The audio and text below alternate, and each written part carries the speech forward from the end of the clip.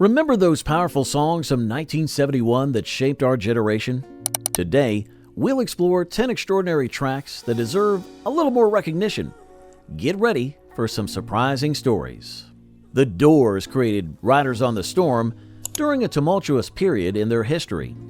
Jim Morrison, already facing legal troubles from the infamous Miami incident, recorded this haunting track just months before his death. The band formed in 1965 in Los Angeles, their name inspired by Aldous Huxley's book, The Doors of Perception, which detailed his experiences with psychedelic drugs. Riders on the storm. The recording of Riders on the Storm marked the last time Morrison would ever record with the band. The song's creation was a point of tension, with Morrison and keyboardist Ray Manzarek disagreeing over its direction. Morrison wanted a darker, more ominous tone, while Manzarek pushed for a jazzier feel. The final version merged both visions, incorporating real Thunderstorm recordings and Morrison's whispered vocals layered over his main vocal track.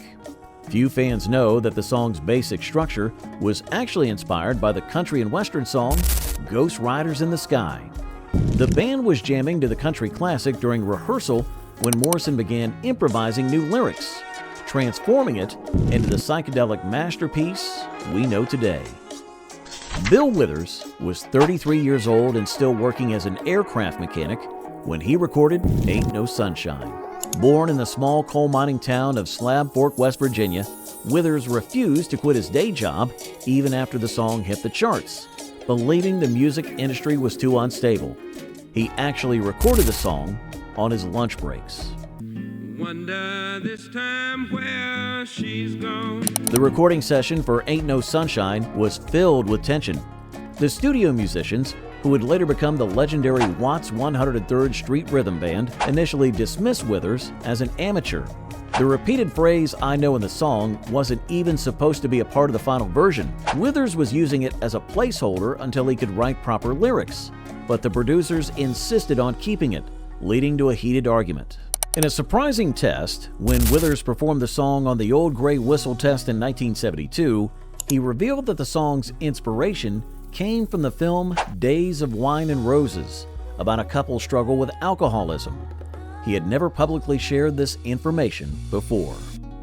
Marvin Gaye's What's Going On emerged from personal tragedy and social upheaval. The song was inspired by his brother Frankie's letters from Vietnam and the brutal police violence his friend Ronaldo Obi Benson witnessed during Berkeley's People's Park protests. Motown founder Berry Gordy initially rejected the song, calling it the worst thing I've ever heard. The recording process was equally dramatic. Gaye demanded creative control for the first time in his career, threatening to never record for Motown again if he didn't get it. He brought in local Detroit jazz musicians instead of the usual Funk Brothers session players, causing tension with the label. The distinctive saxophone opening was actually recorded accidentally. The saxophonist was warming up and didn't know he was being recorded. A little-known fact, the baby crying at the beginning of the song is Marvin's daughter, Nona. The sound was recorded during an actual crying episode and later incorporated into the track. Hey, if these stories bring back memories, share them in the comments below. You ever see any of these artists live? Tell us about it.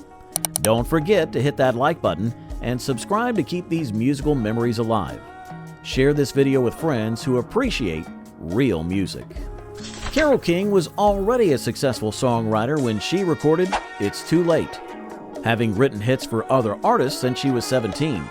However, her personal life was in shambles. The song emerged from the painful dissolution of her marriage to Jerry Goffin, though ironically, she didn't write this particular track.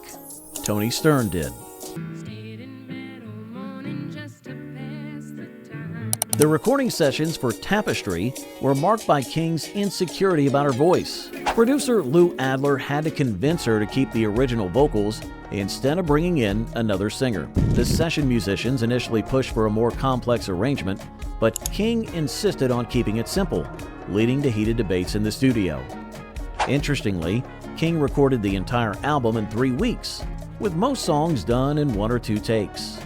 The piano track for It's Too Late was recorded while King was battling a severe cold, giving her playing a uniquely melancholic quality that perfectly matched the song's mood.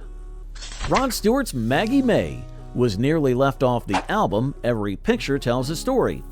The record company considered it too long and too unconventional for radio play. Stewart wrote the song about his first sexual experience with an older woman at the Beaulieu Jazz Festival, though he later admitted he couldn't remember her real name. The recording session was chaotic. The mandolin player, Ray Jackson, was brought in at the last minute and was paid only £15 for his contribution. When the song became a hit, he sued Stewart for proper credit and compensation. The distinctive drum pattern was actually a mistake. Drummer Mick Waller was trying to cover up the fact that he'd lost his place in the song. Few people know that the original version of Maggie May included an explicit final verse that was cut from the album version. Stewart occasionally performed it live, much to the record company's dismay. Cat Stevens wrote Peace Train during a spiritual awakening that would eventually lead to his conversion to Islam. The song's message of universal harmony contrasted sharply with his record label's desire for more commercial love songs. Stevens insisted on recording it his way, causing tension with the studio executives. Now I've been happy lately, thinking about good things to come. During recording, Stevens clashed with producer Paul Samwell Smith over the song's arrangement. Stevens wanted a simpler folk sound, while Samwell Smith pushed for the more produced version we know today. The train sounds in the background were recorded at London's Liverpool Street Station at 3 a.m. to avoid crowd noise. The song's success led to an unusual situation. It was used as the theme for a real peace train that traveled through Canada in 1972, carrying musicians and activists. Stevens never received credit or compensation for the use. Paul and Linda McCartney's Uncle Albert, Admiral Halsey, represented Paul's first post-Beatles experimental endeavor. Created during a period when Paul was battling depression and tensions with his former bandmates, the song's segmented structure was a direct challenge to critics who claimed he could only write simple love songs. The McCartneys recorded it in their Scottish farm using a portable studio, much to EMI's disapproval.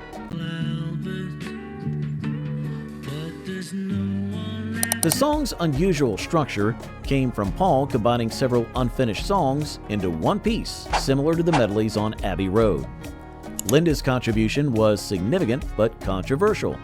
Many critics and fans accused her of riding on Paul's coattails, unaware that she had actually composed several of the linking passages. The sound effects, including thunder and rain, were recorded by Paul walking around London with a portable recorder. Here's something most fans don't know. The Hands Across the Water section was inspired by Paul's attempt to reconnect with John Lennon. The phrase was a metaphor for bridging the Atlantic Ocean between England and America, where Lennon was living at the time. The Rolling Stones' Brown Sugar emerged from one of the band's most controversial periods. Written in 1969 during their stay in Alabama, the song was recorded at Muscle Shoals Sound Studio while Keith Richards was in the throes of heroin addiction. The lyrics, dealing with slavery, sexual exploitation, and drug use, have caused ongoing debates about the band's social responsibility. The recording process was fraught with tension. The original version featured Eric Clapton on guitar, but his contribution was ultimately cut from the final mix, creating a rift between him and the band. The signature saxophone part was actually recorded 3 different times by 3 different players before Bobby Key's version was chosen, causing studio costs to skyrocket. A lesser-known detail, the master tapes were almost destroyed in a flood at Mick Jagger's house in England. They were saved by quick-thinking house staff who moved them to higher ground just before water entered the storage room. The Who's Behind Blue Eyes started as part of Pete Townshend's abandoned Lifehouse project, a dystopian rock opera that proved too complex to complete. The song was written from the perspective of the story's villain, Jumbo, after Townshend experienced a spiritual crisis during a train ride. The band's drummer, Keith Moon, initially hated the song's quiet opening, leading to heated arguments during rehearsals. The recording sessions were particularly tense. with Roger Daltrey struggling to capture the vulnerability needed for the quiet verses while maintaining the power for the heavy sections. John Entwistle recorded his bass parts separately from the band, unusual for The Who because he felt the others were rushing the tempo when they played together. An interesting tidbit, the song's bridge section was actually written about Townsend's guru, Meher Baba. The line, "When my fist clenches, crack it open," was a direct reference to Baba's teachings about controlling anger. Cat Stevens returned to our list with Wild World, written about his breakup with actress Patty D. Arbanville. The song's patronizing tone towards women has sparked decades of debate, though Stevens maintained it came from a place of genuine concern. The record label initially wanted to give the song to Jimmy Cliff, considering it too commercial for Stevens' folk image. But if you want to leave, take good care. Hope you have a lot of The recording process revealed Stevens' perfectionist nature. He made the band record 23 complete takes before he was satisfied, and then spent 3 days just recording his vocal track. The distinctive piano riff was played by Nicky Hopkins, who had to be convinced to stay for the extended sessions, as he had other commitments. The song holds an unusual record. It's been covered over 400 times professionally, including versions in 27 different languages. Stevens himself recorded a Greek version in 1973 that was never officially released. Time to wrap up our musical journey through 1971. These songs carried messages that still resonate today, telling stories of love, loss, social change, and human connection. If you've enjoyed these memories, take a moment to subscribe to our channel and join our community of music lovers who appreciate the depth and complexity of 1970s music. Leave a comment sharing your own memories of these songs. Where were you when you first heard them? Who were you with? Let's keep these stories alive for future generations. Remember, every like, share, and subscription helps us continue bringing you the stories behind the songs that shaped our lives. Until next time, keep the music playing and the memories flowing. Friends, these songs shaped our lives and defined our generation. If you've enjoyed these stories, make sure to subscribe and ring that notification bell. Share your memories in the comments. What was happening in your life when these songs were playing? Don't forget to share this video with friends who'll appreciate these musical memories.